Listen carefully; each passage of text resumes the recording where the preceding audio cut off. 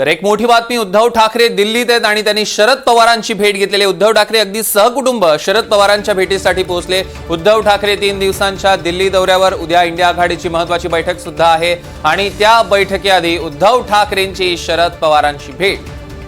उद्धव ठाकरे 3 दिवसांच्या दिल्ली दौऱ्यावर असताना अगदी पहिल्याच दिवशी दिल्लीत आल्या आल्या त्यांनी सहकुटुंब शरद पवारांची भेट घेतली। आपण दृश्यांमध्ये बघू शकतोय, हीच ते दृश्य, इनसाइड दृश्य एनडीटीव्ही मराठीच्या स्क्रीनवर आपण बघतोय। शरद पवार आणि उद्धव ठाकरे यांची सहकुटुंब भेट, सोबत काही दोन्ही पक्षाचे नेते सुद्धा।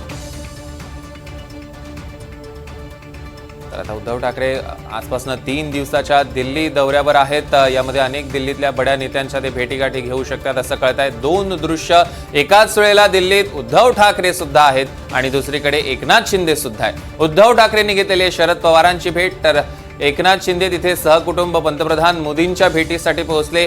शिंदेंची शहांसोबत सुद्धा 10 ते 15 मिनिटं चर्चा झालेली आहे। आजच्या दिल्लीतल्या ह्या 2 मोठ्या घडामोडी महाराष्ट्राशी संबंधित आहेत। एकीकडे उद्धव ठाकरेंची शरद पवारांची भेट, तीही सहकुटुंब, दुसरीकडे एकनाथ शिंदेंची सहकुटुंब मोदींची भेट।